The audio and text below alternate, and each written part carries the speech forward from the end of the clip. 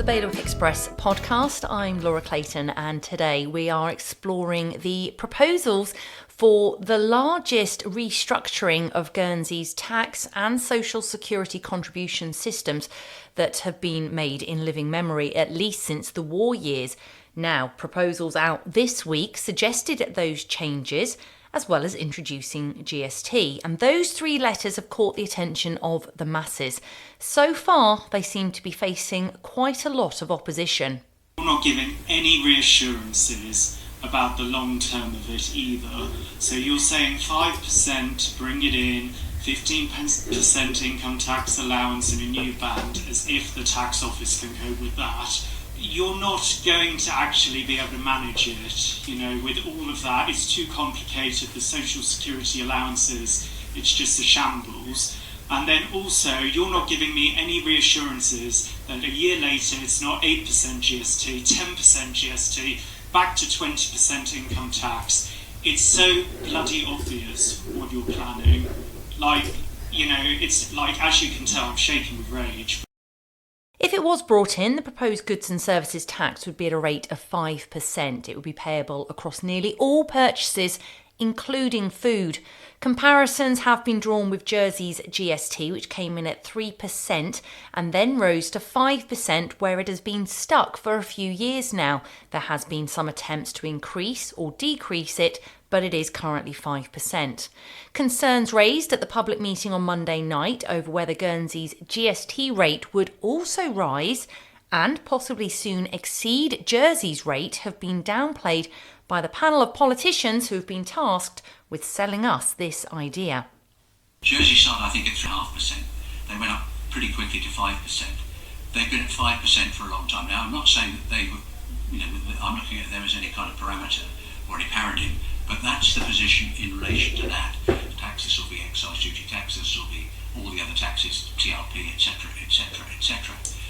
But to say that we're in some way trying to mislead the public, which is effectively what we said, is completely and absolutely wrong, and I take a strong objection to it. I'm not here to mislead anybody. You can smile all you like. I'm not here to mislead anybody.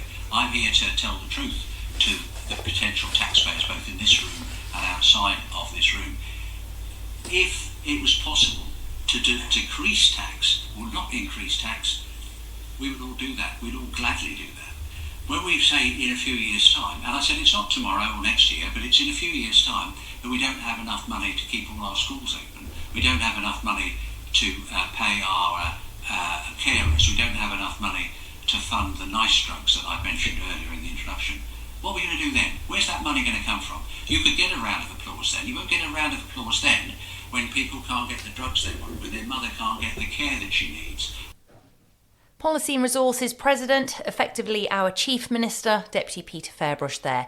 He was speaking at that public meeting at Le Beaucamp High School on Monday night, where he, Deputy David Mahoney, Deputy Jonathan Lattock and Deputy Peter Roffey set about explaining why their tax proposals have to be adopted or we will all face severe cutbacks in public services. So, led by Policy and Resources, with support, as I just said, from Deputy Roffey. He is, of course, the Employment and Social Security Committee President.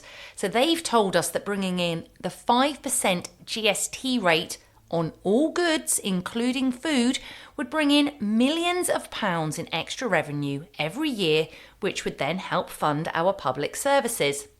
It would, of course, be coupled with other measures such as cutting income tax from the standard 20 pence in a pound rate paid on most earnings to 15 pence in the pound on all income up to £30,000.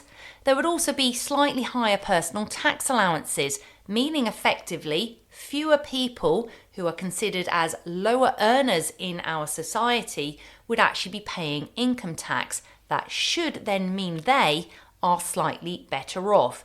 That's been suggested to cushion the blow of introducing GST for those lower earning members of our society. Now, P&R says they also want to introduce allowances for social security contributions. Now, that's not been done before that I know of anyway, although I did learn at the public meeting on Monday night that Guernsey's previously had something akin to a goods and services tax. It was introduced after the occupation had ended as a way of raising revenue to rebuild the island's community, the economy, damaged buildings and everything else that had been detrimentally affected by the Second World War. Now, back to those allowances for social security contributions. If they're introduced as part of this package of measures, they would be at the same level as income tax allowances, more or less. Now, that's currently around £13,000, but that could also be raised slightly as part of this package of measures if adopted by the states.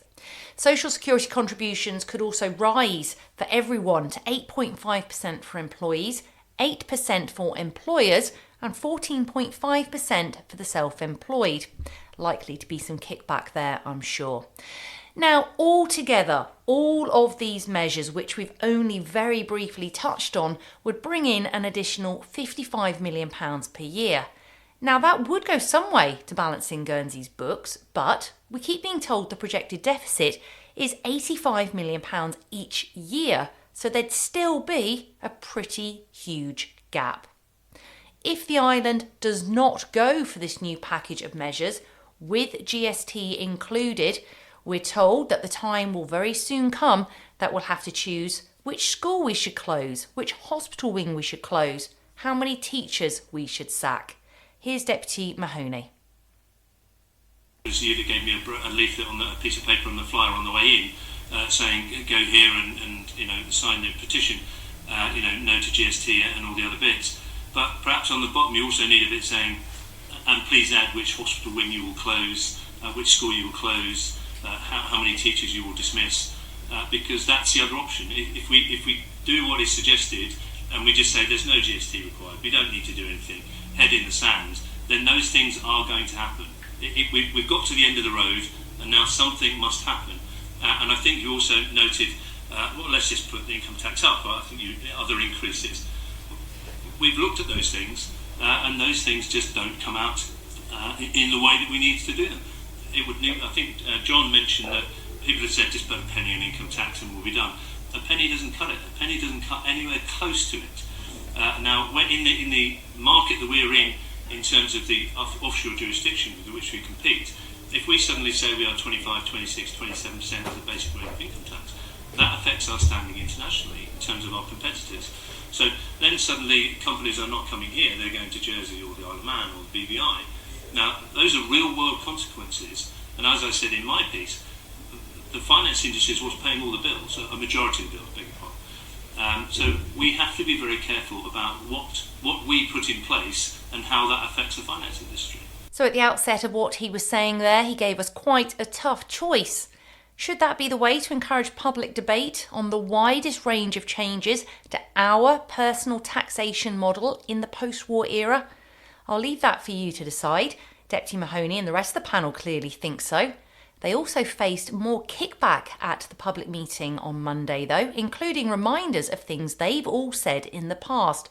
Stand up, former Deputy Mark Dorry, who was there to remind them that they should not be acting as if the island's financial troubles came as a surprise to them. It was a known issue at the last election, and almost all successful candidates said they were opposed to GST. On the election 2020 website, the following question was asked: what is your opinion on introducing goods and sales tax? Deputy Fairbrush answered, in principle, against it. Deputy Hellier said, against it as it harms the poorest in society.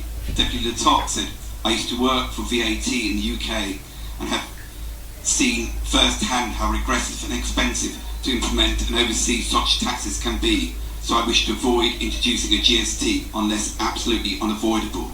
Deputy Mahoney, I'm against GST and will not support. Deputy Murray, no, not at all. Deputy Roffey, I'm against it. It would be regressive. GST is a fundamental issue. How can the public have any confidence in our electoral system and electoral pledges if the states now support GST? With the states set to debate the tax proposals in January and then a 2025 deadline to get everything introduced before the next election comes our way, there's likely to be plenty more time for heated discussion on GST and everything else that's proposed. The committee insists its tax package is fair and progressive and that the overall impact would benefit many, with most families better off. Deputy Roffey is adamant of that. We've already got a cost of living crisis, things going on. Will you really compensate for that and for GST? The answer is an unequivocal yes.